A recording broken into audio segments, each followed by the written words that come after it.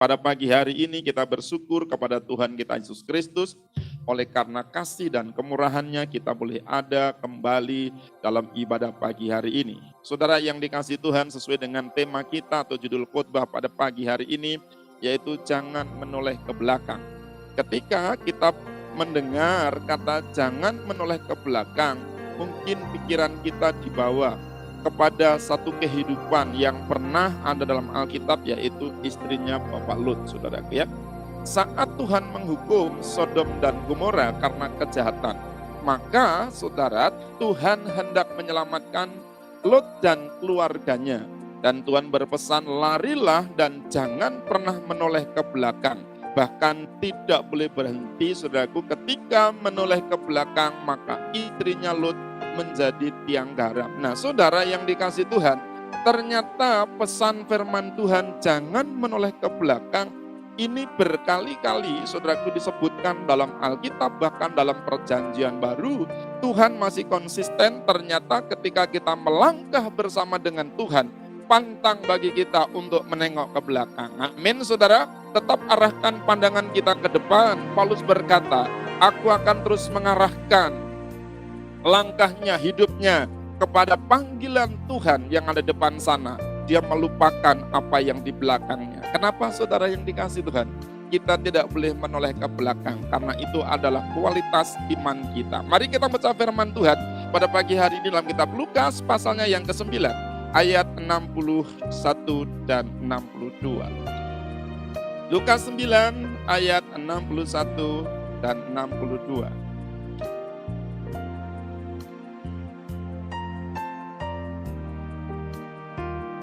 Semuanya sudah dapat, saudaraku? Lukas 9 ayat 61 sampai 62. Sebenarnya satu perikop itu mulai ayatnya 57 sama tentang mengikut Kristus. Tapi kita baca 2 ayat saja, 61, 62. Semuanya yang sudah dapat, mari kita berdiri, kita baca bersama-sama. Saudara, Lukas 9 ayat 61 sampai 62, kita baca bersama-sama, 1, 2, 3. Dan seorang lain lagi berkata, aku akan mengikut engkau Tuhan, tetapi izinkanlah aku pamitan dahulu dengan keluargaku. Tetapi Yesus berkata, setiap orang yang siap untuk membaca, tetapi menoleh ke belakang, tidak layak untuk kerajaan Allah. Amin. Selamat kembali, Tuhan Yesus memberkati.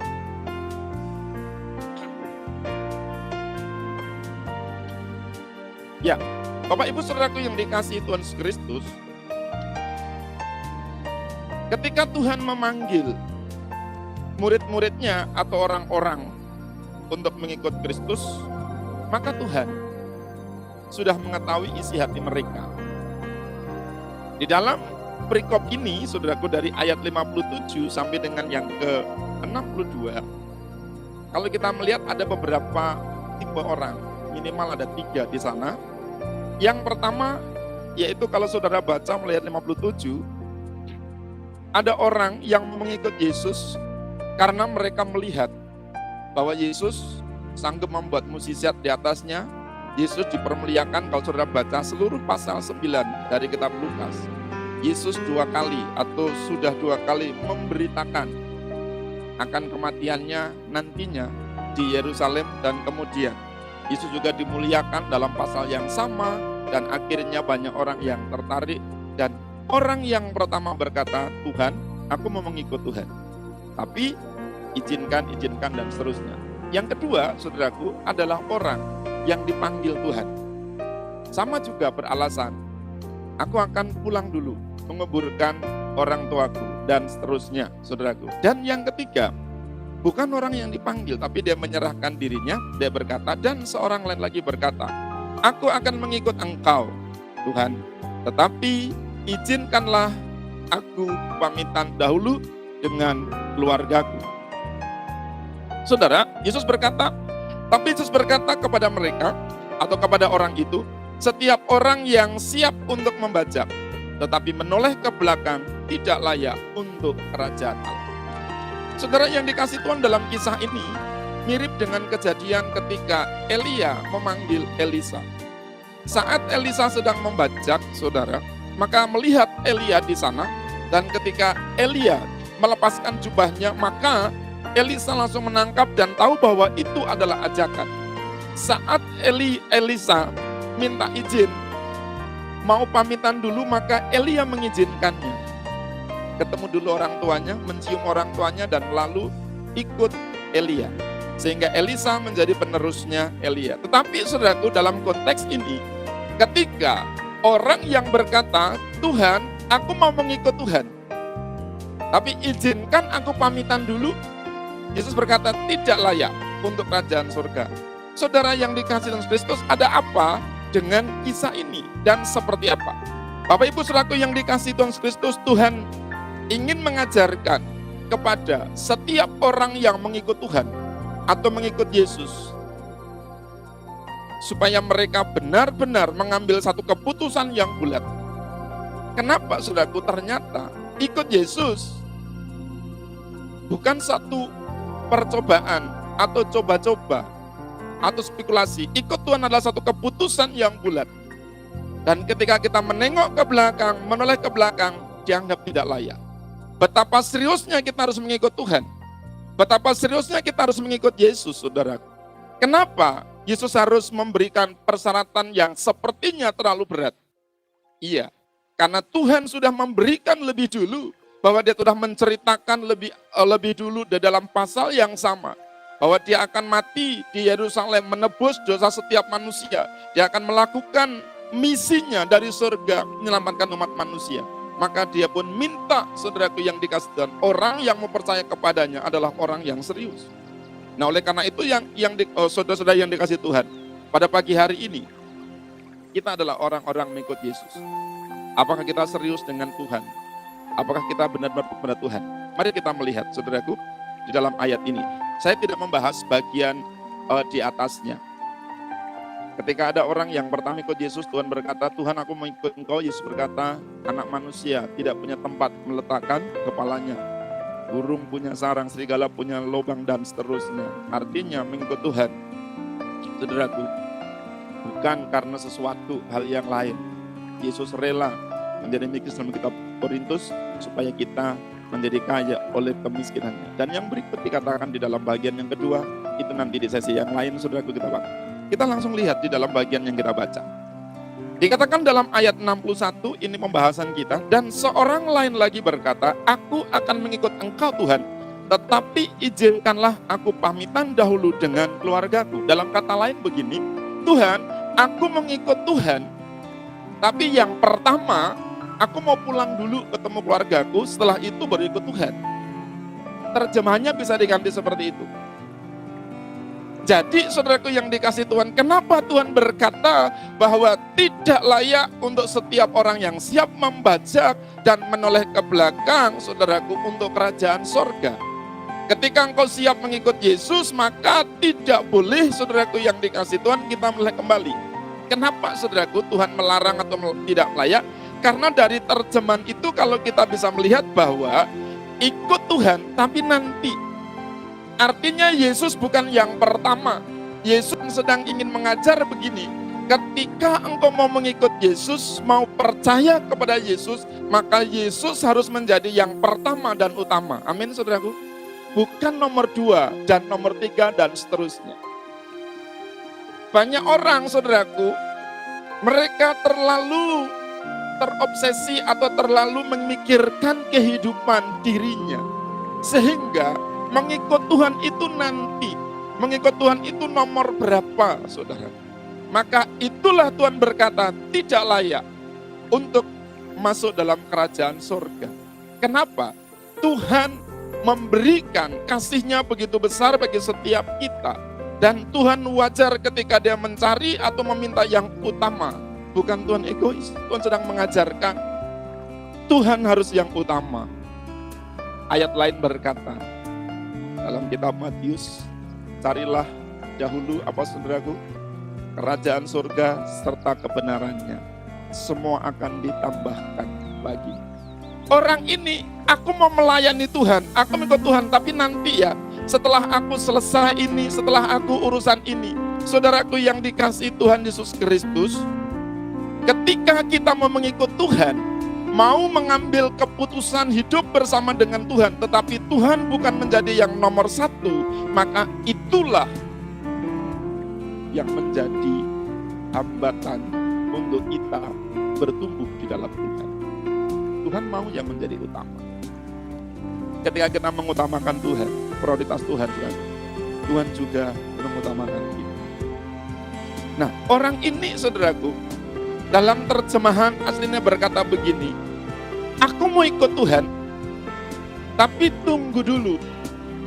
Di rumahku banyak orang, aku mau kembali ke rumah, mau pamitan, mau minta izin kepada mereka dulu. Saudara yang dikasih Tuhan, sepertinya bagus. Tapi bagi Tuhan, Tuhan tidak cocok yang seperti itu.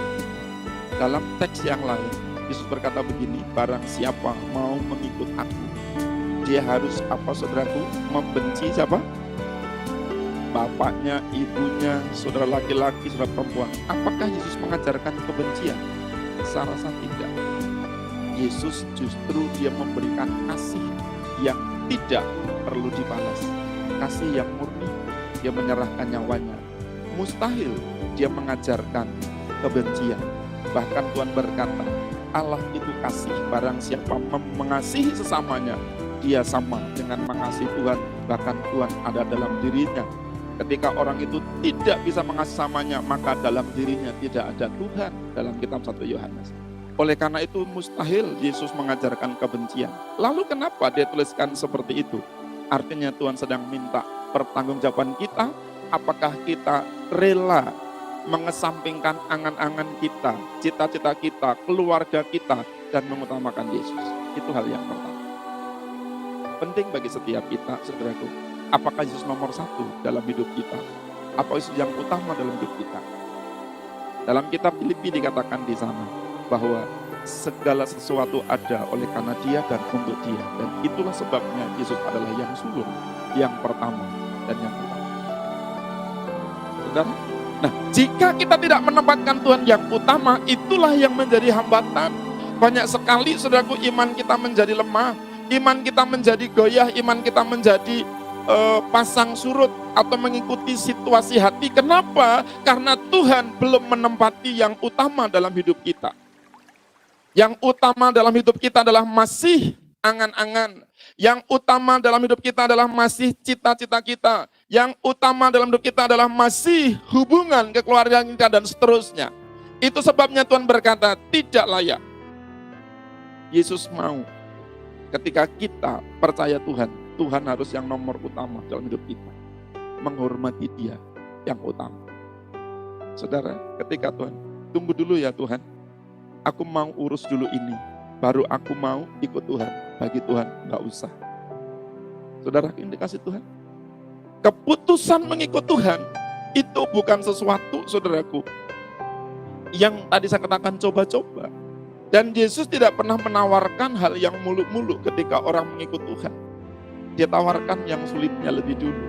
Dan itulah metodenya Tuhan dalam hidup kita. Dia tidak menjanjikan kalau kamu ikut aku, nanti di surga aku sediakan 40 bidadari. Di sana kamu makan enak, semuanya tinggal pencet datang. Pertama aku pulang dulu lah, Mbak, saudaraku. Ternyata ikut Tuhan itu adalah segera.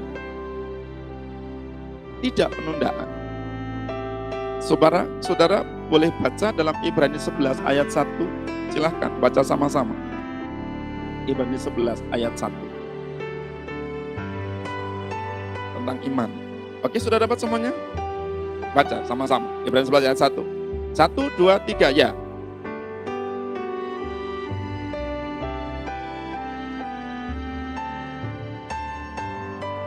Ya, itu iman. Kalau saudara lihat dalam terjemahan yang lain dikatakan bahwa iman itu sekarang.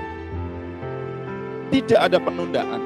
Kalau kita percaya Tuhan itu adalah sekarang. Kalau kita mau berbuat baik itu sekarang. Kalau kita mau beribadah itu sekarang, bukan nanti, saudaraku. Terlalu banyak kita gagal di dalam melayani Tuhan, memuji Tuhan. Kenapa? Karena terlalu banyak penundaan. Ikut Tuhan itu harus segera, ikut Tuhan itu sekarang. Berbicara mukjizat itu adalah tindakan sekarang. Minggu lalu kita sudah dengar khotbah. Mukjizat itu adalah spontan, sekarang. Mukjizat itu tidak besok, atau nanti, atau kemarin. Yuk kita kumpul ya, besok kita akan membuat mukjizat. Kan minggu lalu dikatakan begitu, enggak. Iman itu sekarang, menyembah Tuhan itu sekarang. Saat hatimu tergerak, saat itu harus lakukan. Ketika kita nunggu nanti, maka akan hilang. Inilah yang terjadi ketika engkau menunda panggilan Tuhan. Itulah kairosnya Tuhan. Seperti kita putar radio atau siaran TV. Tapi sekarang siaran TV masih bisa di-save. Kalau saudara pakai Indihome, bisa seminggu di-save, saudara. Siaran yang saudara suka dan lewat bisa diputar kembali. Kalau putar radio, saudara Tuhan, begitu lewat jamnya, lewat, saudara. Enggak bisa. Dengar rekamannya Pak, ya sekarang mungkin canggih seperti itu. Demikian juga ketika Tuhan memanggil kita saat ini, maka saat ini kita harus melangkah. Iman itu sekarang, iman itu segera. Amin saudara, jangan nanti. Hari ini saudara digerakkan untuk berbuat kasih, lakukan. Jangan nanti, begitu nanti berubah saudara. Saya sering mengalami seperti itu. Tuhan gerakkan, hari ini lakukan sesuatu.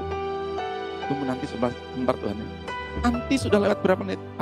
Kayaknya nanti saja Tuhan. Lupa akhirnya dan dilakukan saudara. Maka iman itu harus sekarang. Inilah yang terjadi, maka Tuhan bilang enggak layak. Engkau belum prioritas, engkau belum sepenuh hati. Engkau hanya berkata, aku mau ikut engkau Tuhan, tapi engkau belum bisa menempatkan Tuhan yang utama dalam hidupmu. Aku mau ikut Tuhan, tetapi engkau belum bisa melakukan dengan segera. Masih banyak menunda waktu. Itu tidak layak bagi kerajaan Tuhan.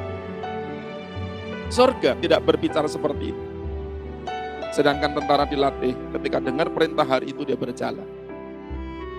Serang musuh, tunggu sebentar ya, sabar. Mati duluan deh saudara ya, ditembak musuh. Itu tentara. Komandannya bilang, tembak, sabar, santai, slow bos, slow. Mati deh saudara. Seringkali kita langsung gitu. Tuhan sudah suruh kita berdoa, sebentar Tuhan. Kayaknya masih terlalu pagi nih Tuhan ya. Tidur dulu sedikit. Begitu tidur sedikit, bangunnya ke siang, Kang, maaf Tuhan ya, laporan selesai. Tuhan begitu. Itu yang terjadi. Ketika Tuhan bangunkan jam 4 untuk berdoa, berdoalah jam 4. Jangan tunggu sedikit, bangunnya nanti jam 8. Begitu jam 8 lambat kantor. Tuhan terima kasih pagi ini, haleluya Tuhan, amin. Berangkat saudaraku ya, sarapan gak sempat saudara. Itu yang terjadi. Kenapa? Sering menunda waktu. Tuhan gak suka dengan yang menunda waktu. Karena Tuhan itu selalu bergerak dengan caranya Tuhan. Waktu Tuhan waktu yang terbaik. Tuhan punya kairos tersendiri. Kairos itu adalah waktu di mana Tuhan sedang berkehendak. Dan kita harus menyesuaikan dengan waktunya Tuhan, kairosnya Tuhan. Jika tidak, maka tunggu nanti. Apalagi kita yang masih muda. Nantilah Tuhan, sekarang masa muda. Aku mau senang-senang dulu. Melayani itu nanti Tuhan, kalau sudah tua. Begitu setengah tua, belum sampai tua. Dia sudah kena stroke, saudaraku, nggak jadi melayani, saudara. Seringkali adalah segera. Tuhan mau kita responnya cepat. Saat Tuhan memanggil namaku, kita langsung jawab, iya Tuhan. Amin, saudaraku. Kita ada. Lagu selama minggu gimana? Dengar dia panggil nama saya, saudaraku. Ketika dia panggil namanya saya, saudaraku. Supendi, siap Tuhan. Supendi, tunggu ya Tuhan, lewat, saudaraku. Enggak dikasih, saudaraku. Belajarlah kita merespon panggilan Tuhan dengan cepat. Ketika kita mengikut Tuhan, berarti kita siap menjadi prajuritnya Tuhan. Prajuritnya Tuhan siap melakukan waktu kapanpun. Maka Alkitab berkata, siap sedialah, baik atau tidak baik waktunya, untuk memberitakan kabar baik. Itu adalah hamba Tuhan.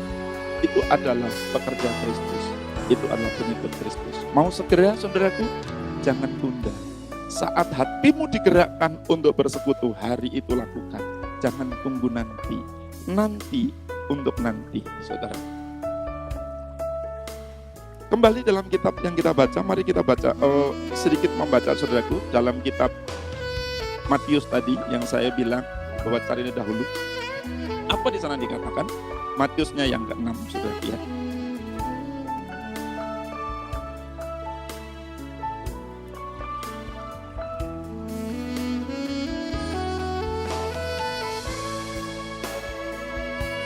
ayatnya yang ke-34. 33-nya sudah hafal. Langsung ayat 34, Matius 6:34. Baca saudaraku. 1, 2, 3. Sebab itu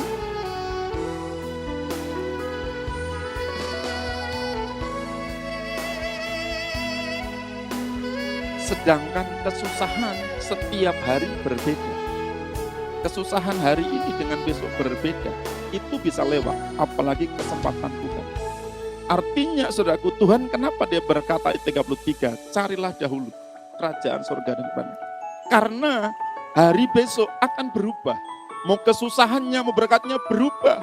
Jika kita tidak segera mendapatkan, maka semuanya lewat. Terlalu banyak anugerah Tuhan yang lewat, kesempatan Tuhan yang lewat. Kenapa? Kita yang menunda waktu.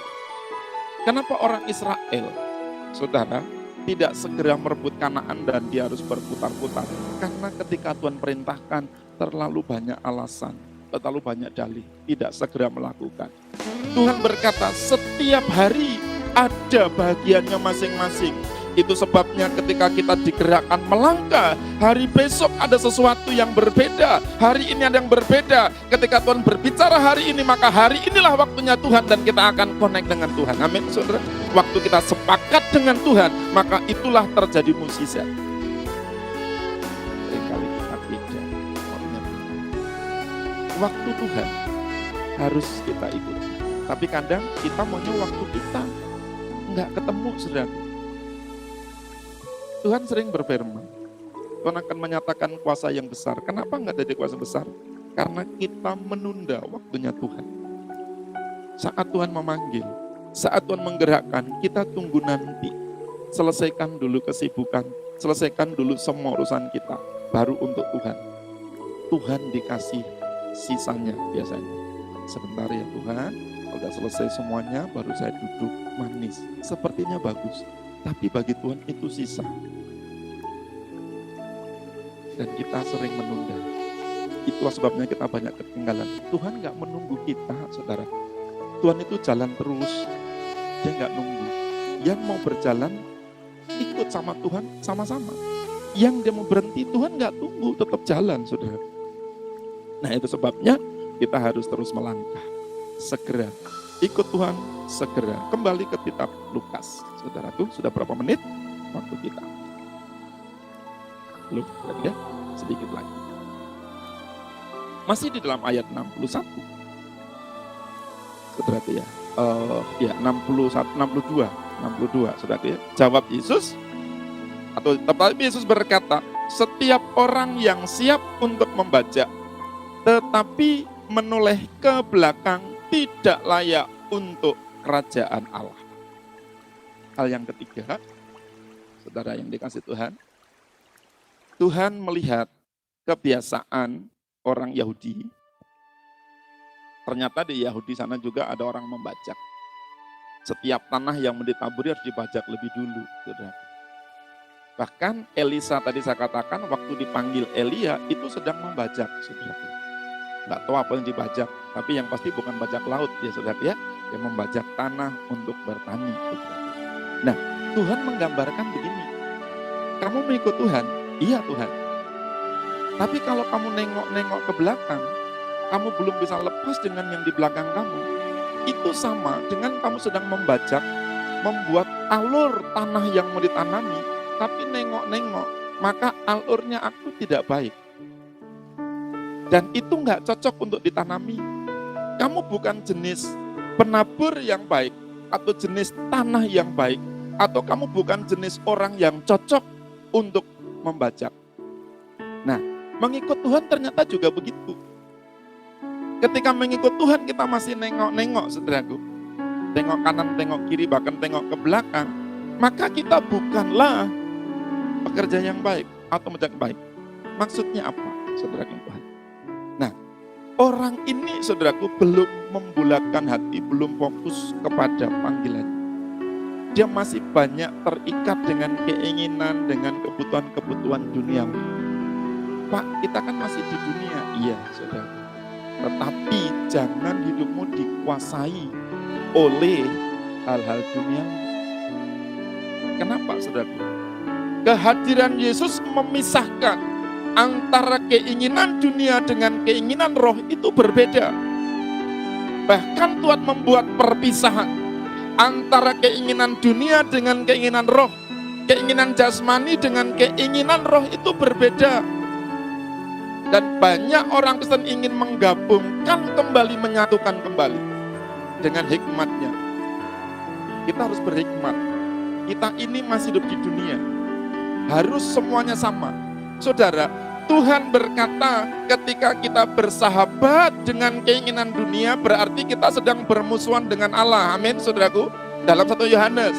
Tetapi, saudaraku, kita seringkali menggabungkan. Kan kita masih di dunia, Pak, masih butuh. Iya, tapi ketika engkau belum bisa melepaskan semua itu dan mengutamakan Tuhan, maka tidak layak. Itu seperti orang membajak, nengok sana, nengok sini. Keinginannya banyak sekali. Kerjanya sebelah, dia dapat bantuan nih, 1 miliar, kerjanya bagus. Dia nengok ke sana. Bagaimana caranya supaya dapat bantuan? Saya juga mau. Saudaraku, sana dapat lagi mobil dinas. Mobil dinas. Bagaimana caranya? Saudaraku, kita sering nengok sana sini. Setiap orang punya bahagianya masing-masing. Arahkan panggilan kita kepada Tuhan. Amin, saudaraku. Kalau saudara sibuk dengan berkatnya orang, saudaraku, kita pusing sendiri, lama-lama stres. Dan mulai kita sakit hati. Fokus kepada Tuhan. Orang ini gak cocok untuk menjadi pelayan Tuhan. Orang ini gak cocok untuk ikut Kristus. Masih nengok sana, nengok sini. Artinya dia belum berani melepaskan semua keinginan dirinya, semua saudara kebutuhan dunia ini. Apakah pendeta sudah lepas? Belum. Tapi saya berusaha untuk tidak dikuasai. Saya punya keinginan, saudara. Saya membelikan rumah anak saya, belikan rumah saya sendiri, itu keinginan. Tapi saya tidak dikuasai oleh itu. Saya belajar. Saya tidak harus menghenti pelayanan demi mencapai semuanya itu. Melakukan saja. Saudara, banyak orang belum bisa melepaskan diri dari hal-hal dunia. Bahkan pendeta banyak sekali yang belum bisa melepaskan diri dari dunia. Kenapa? Alasannya sangat-sangat klasik sekali. Kita masih di dunia. Semuanya butuh uang. Memang saudaraku, semuanya butuh uang. Tapi uang bukan segalanya. Amin, saudaraku. Memang uang bukan segalanya. Dia balas lagi, saudaraku. Tapi segalanya perlu uang. Memang uang gak dibawa mati. Gak punya uang, terasa mati. Mati saja sekarang. Tapi semuanya punya uang, gak perlu mati. Amin, saudaraku. Ada Yesus, saudaraku, yang dikasihkan. Belajar. Memang Tuhan berkata dalam kitab Matius tadi, semuanya itu dicari oleh orang. Tapi untuk kita yang hidup dalam Tuhan, utamakan Tuhan. Tuhan akan menambahkan. Amin, saudara. Itu sebenarnya ujian iman. Dan benarkah Tuhan memelihara? Iya. Burung di udara Tuhan pelihara. Apalagi saudara, lebih pintar dari Tuhan. Saya katakan, Tuhan saja memisahkan antara keinginan dunia dengan roh. Tapi kita pendeta ingin menyatukan. Menyatukan kembali dengan hikmat kita, dengan kebijakan kita, dengan kecerdikan kita. Itu sebenarnya manipulasi. Saudara yang dikasih Tuhan. Selama kita tidak bisa melepaskan dari semua keinginan dunia, maka hidup kita akan terus dikendalikan dan diikat. Dan kita tidak layak untuk kerajaan Allah. Itulah yang sering membuat kita sakit hati, membuat kita malas, membuat kita tawar hati, membuat kita kecewa. Kenapa? Karena kita masih terikat dengan kepentingan dunia. Ketika orang tidak menghargai kita, itu duniawi, kita sakit hati. Kita orang lain diberkati dan kita tidak, kita sakit hati. Kenapa? Itu semuanya dunia. Coba saudaraku, renungkan yang membuat engkau kecewa, yang membuat engkau sakit hati, apakah dalam pengiringan oleh Tuhan atau karena dunia? Jujur, saudara, semuanya karena dunia. Saya dulu minder, bukan karena Tuhan, tapi karena dunia. Kenapa saya minder? Saya tidak pintar seperti dia, saya tidak ganteng seperti dia, saya tidak putih seperti dia. Akhirnya saya minder, saudara, yang dikasih Tuhan. Itu semuanya lepaskan dari semua dunia. Hal-hal yang kita lihat bagus di dunia, itu semuanya, saudaraku, menipu kita. Dan yang membuat sakit hati, kecewa, minder, dan sebagainya, semuanya adalah kebutuhan dunia. Saudara, saya nggak berani ngundang orang khotbah di sini. Kenapa? Gerejanya jelek. Pada waktu itu belum punya gereja. Sekarang berani, kenapa? Gerejanya bagus. Amin, saudara. Nah, kan sebenarnya bukan itu, bukan hal yang dunia. Seringkali kita kecewa dengan Tuhan, kecewa dengan orang tua, kecewa dengan gereja. Saudara renungkan dan cari, semuanya masalah dunia. Dunia, makanya Tuhan pisahkan. Keinginan dunia tidak boleh mengikat kita. Tidak boleh terus bersahabat dengan kita. Selama kita bersahabat dengan dunia, maka engkau sebenarnya tidak layak bagi kerajaan Allah. Kenapa? Karena kita akan sering kecewa dengan Tuhan gara-gara dunia. Dan saya belajar, belum selesai saudaraku. Saya mulai belajar, Tuhan jadikan aku murid sejati. Supaya aku tidak menyalahkan Tuhan ketika hal duniaku tidak terpenuhi. Aku tidak kecewa dengan Tuhan dan aku tidak menyesali panggilanku menjadi hamba Tuhan ketika aku tidak seperti orang lain. Yang penting Tuhan mengasihi aku. Belajar ketika ikut Tuhan, lepaskan dari semua duniawi. Bolehkah orang Kristen kaya? Boleh. Tapi bukan itu menjadi tujuan utama. Bolehkah orang Kristen cantik? Boleh, saudaraku. Bolehkah kita kerja make up? Boleh, harus make up. Kalau tidak, jelek sekali, kusem, enggak semangat, saudaraku ya. Enggak apa-apa, tapi bukan itu yang utama. Itu hanya mempercantik diri di luarnya. Tapi yang utama adalah hubungan kita dengan Tuhan. Amin, saudaraku. Supaya kita tidak menjadi kecewa, minder, kecil hati. Banyak sekali orang enggak ke gereja dulu, sekarang tidak. Kenapa? Pakaiannya tidak sebagus orang lain. Sepatunya tidak sekeren orang lain. Aku enggak ke gereja. Kenapa? Aku cuma pakai sandal. Gereja ini enggak pakai sandal aja boleh. Amin, saudaraku. Minggu lalu saya katakan kepada pendeta itu, gereja kita saudara nanti. Jadi jangan hal-hal duniawi menghambat kerohanian kita, Bapak Ibu. Mau pakaian kita, baju kita, model rambut kita, gigi kita ompong, jangan malu, ketemu aja Tuhan, saudaraku ya. Semuanya hati kita. Ikut Tuhan harus lepas dari semua yang duniawi. Amin. Jangan dihambat karena hal-hal duniawi. Ikut Tuhan, ikut, mau ibadah, ibadah. Bajunya jelek, enggak apa-apa, yang penting saya nyaman. Seperti itu, saudara. Dan saya berkata kepada jemaat tempat ini, jangan lihat orang dari atas sampai bawah. Wih, rambutnya, giginya, bajunya, sepatunya, jangan. Orang akan jadi minder, saudaraku. Seolah sudah menghakimi, wih, gitu. Jangan begitu, saudara. Di gereja kita, mau bajunya bagus, tidak, kita bukan hal duniawi. Kita adalah sahabat anak-anak Tuhan, amin. Jangan juga lihat bodinya, saudara. Bodinya ke kanan, ke kiri, ke atas, ke bawah. Enggak, saudara Tuhan. Jangan lihat itu, lihat adalah kita saudara dalam Tuhan. Amin. Ikut Tuhan, lepaskan semua yang duniawi. Seringkali itulah yang menghambat kita bersekutu, memuji, menyembah Tuhan, bahkan membuat kita minder. Jangan minder, saudara. Meskipun saya sering ledekin orang, saudaraku ya. Orang-orang. Tapi saudara jangan minder. Mau bodimu seperti apa, jangan minder. Ini begini-begini ciptaan Tuhan. Amin, saudaraku. Biar bodimu sudah semakin lebar, tetap percaya engkau adalah milik Tuhan. Amin, saudaraku. Yang makin kurus, gemukkan sedikit. Yang terlalu gemuk, kuruskan sedikit. Supaya nggak makan tempat. Kan, saudara-saudara? Nggak apa-apa. Tapi sekali lagi, fisik jangan menjadi hambatan. Orang ini harus belajar melepaskan semua yang duniawi, yang fisik. Dia harus mulai fokus kepada rancangan Allah. Beriman juga begitu.